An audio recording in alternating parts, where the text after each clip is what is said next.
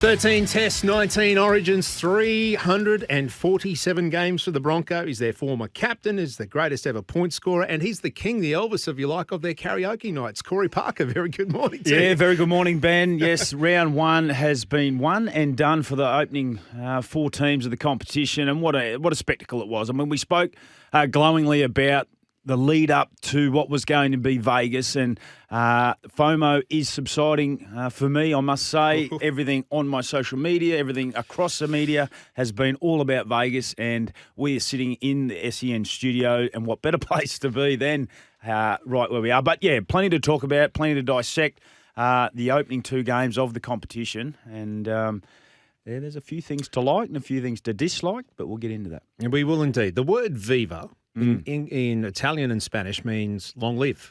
So is it Viva Las Vegas for the NRL? Well, it's there for 5 years, and it's only going to get better.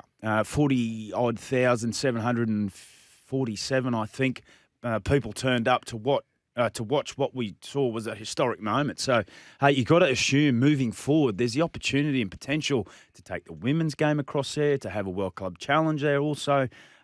Very much a success from the NRL's point of view, I believe. All right. They're saying the crowd was about 90-10. 90% Australians, 10% Americans. And they want that to grow.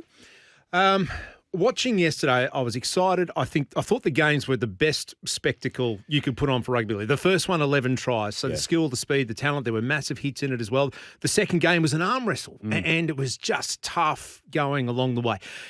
Is the game enough to sell it to Americans, or are they actually, because they're not familiar with the game, do they need more? Do you need more pomp and pageantry? Do you need another big game just to draw them in, to get their excitement, to get their attention, and then play the game? I don't think the NRL could have done more, to be fair. If you want to really sort of, split hairs, maybe some halftime entertainment, some big Super Bowl halftime entertainment, Australian acts, for example.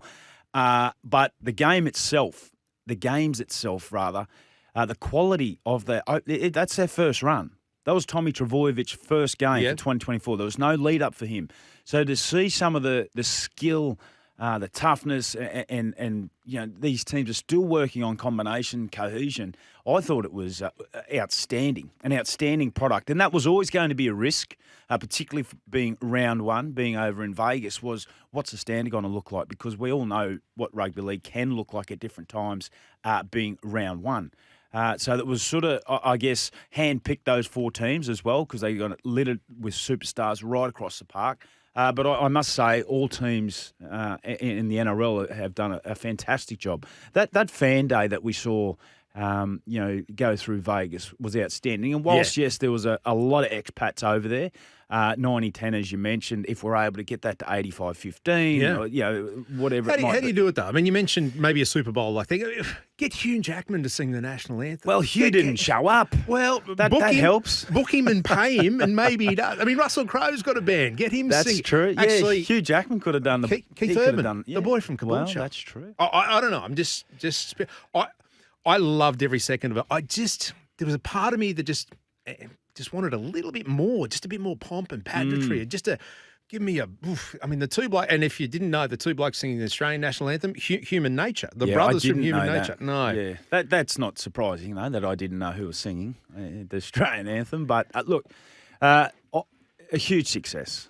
I think it was a huge success, and there was a lot of risks, a lot of unknowns. But I think after, and ultimately, and we haven't got the statistics back yet, the viewership on Fox 1. Yeah. So 363 or whatever it is million Americans over there. What does that look like on Fox 1? So I'll give a real good guide of if we made any sort of ripple in the water over there. Yeah, we're putting our feelers out and making sure that once those numbers do drop, we'll bring them to you. We're hoping to get them this morning. In fact, after 11, I'll be crossing to our man Chris Matthews from KLAS TV in Vegas. He can step us through the ratings if they've dropped or how they do work. So we'll get into that. Corey, let's start talking the footy. The Broncos, it was a word Kevy used. It was one I was thinking the whole way through. They looked clunky. Yeah, well, this is coming from the team that won the preseason challenge, the 100,000. So you know, well, that's their trial form. They had a terrific. One of those teams was. Yes, I know. They had a terrific game against against the depleted Cowboys outfit. But let's get into the Broncos. I mean, the reality of the Broncos, and they went down in that game against the Roosters. They are a different team. They are a different team this year. We have spoken about that. There's 4 players that weren't part of that grand final side and 4 very influential players, and I'll get into that. Palacia off the bench. Very, very underrated in my point of view from others, probably not from his teammates. Hugely missed. Tom Flegler and his 1-2 punch along with Payne Haas in the middle there, hugely missed. Capewell out on the edge, just got plenty of experience. Obviously missed. And Herbie Farnworth, I thought Katoni Staggs and also Cobbo did a terrific job. Not so much missed in that area. So we'll dive into that. So Flegler, there was always talk about who was going to fill his void, how was that going to look, which is all well and good until you get a hiccup. And that hiccup came in the 4th minute, or the 6th minute, I think it was, to Piakura, ruled out with a HIA, which then has to then pull at the, I guess their depth and some players on where they're going to go. Now, Kevy made the decision to put Paddy out to an edge. Now, I think Paddy is I think Paddy is ineffective on an edge. It takes away from one of his great strengths, and that's particularly through that middle third. He does a great job, and he tries hard, and he does all those things. Payne Haas are the 1-2 punch. They're a 1-2 punch. But prior to Paddy and Payne Haas, there was a guy called Flegler. Goes all right. So there was a 1-2-3 punch. Now Paddy's been moved out to an edge because he was forced. There's only that one punch. And Payne, probably to his own standards, was a little bit below than what we have seen. And that bar is set so high for Payne Haas. So I thought they missed a bit of punch in that middle, which is where the game was won and lost. It was where the game was always going to be played. So that was pretty notable, I thought. There was some great opportunities for other players to really fill that void. The jury's probably out whether they did that or not. Well, they switched up. They brought in the size, the experience, and the power of Marty Taupau to start over Corey Jensen. When I love Corey Jensen's leg speed. I love he bends the line if not breaks it. And he was doing that. He was doing that during the game, but there was just something missing in the forwards, wasn't it? Was it the rotation missing Piakura, or was it no Flegler? Because that's what. Well, again, I go back to my original what I originally said is the Broncos are a different outfit. They just are, and they need to adjust, and they need to adjust quickly because the NRL and let's just get one thing clear: there's no panic stations. There is no panic stations with what we saw over in Vegas from the Broncos. But there's some adjustments to be made. So Kevy went with Marty Taupau to start the game. He had 5 runs completion. That was for his whole duration of the game. Now, he needs to give a little bit more in that area if he's going to be starting in a front row position alongside Payne Haas. And 2 of those runs were in the first set of the match. That's correct. And then there's an opportunity, and there was a lot of talk about Fletcher Baker in the off-season, ex-Rooster, up against his old teammates. He had 6 runs. So there needs to be some the water can needs to be carried a little bit by some others, as opposed to the other side of the field, who I thought Victor Radley was outstanding. Lindsay Collins did what Lindsay Collins did, but I go back to Palacia off the bench for Brisbane, who's not there, and you go to Tyrrell May off the bench for the Roosters, who was just devastating. He was exceptional for the Roosters. He come on and really changed the game.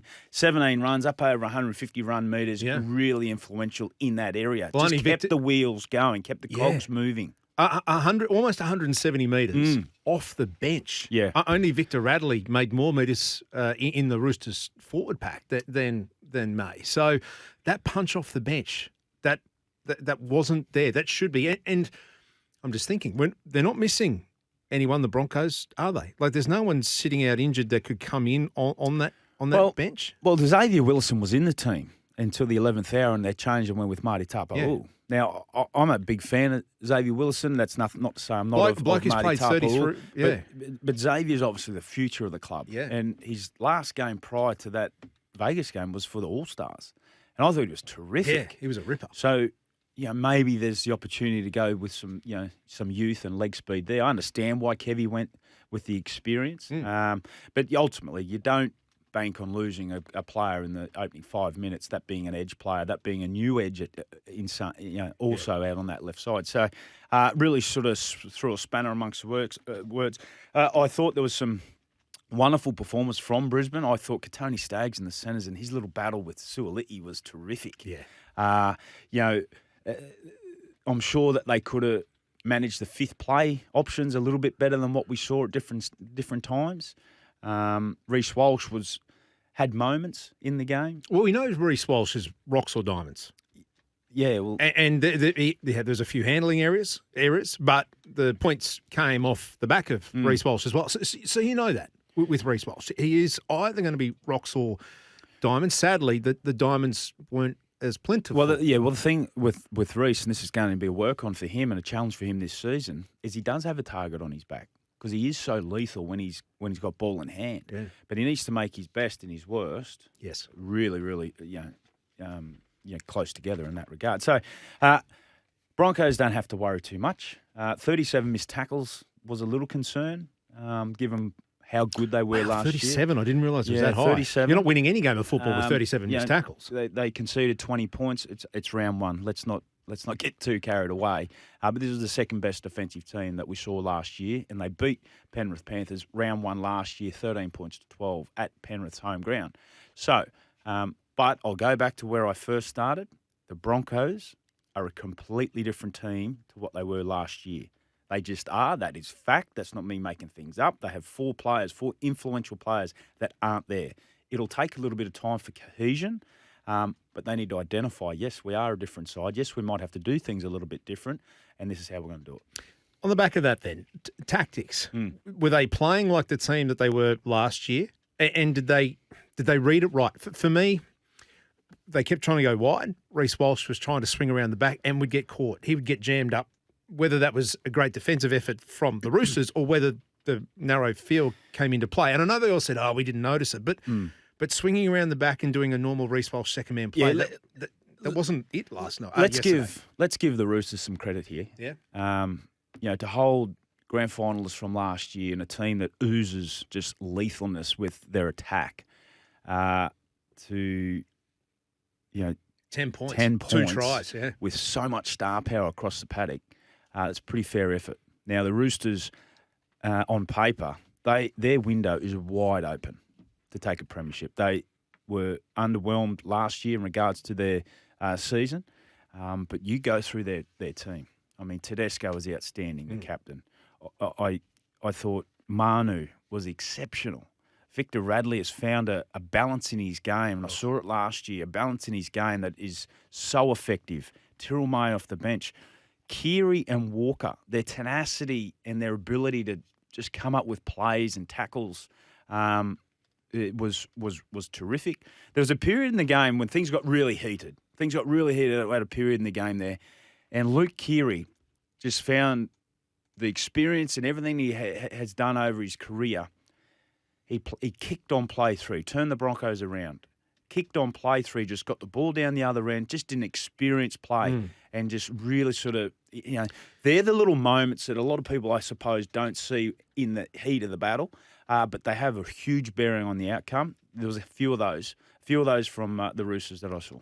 Yeah, great play by Keary there. I reckon that's when things were getting a little bit testy between the packs. We'll get into Spencer Leniu very shortly. 1330 1355 is the Alltel Better Business Telco open line. Any questions to Corey Parker, fly them through that way. Texts as well. The texts are flying through. We'll get into the downside, if you like, the other talking point to come out of Vegas, because what happens in Vegas is not staying in Vegas. Ezra Mam, Spencer Leniu, and the fallout there. If there's any breaking news on that as far as judiciary, breach notices, whatever it may be, we'll bring that to you as the morning winds on. 20 minutes past 9 this Monday morning. The means test is underway, and it's a hot Monday as well. We're knocking on the door of 30 degrees, and it's just past 9 o'clock here on SENQ, your new home of sport here in Queensland, driven by Queenslanders for Queenslanders.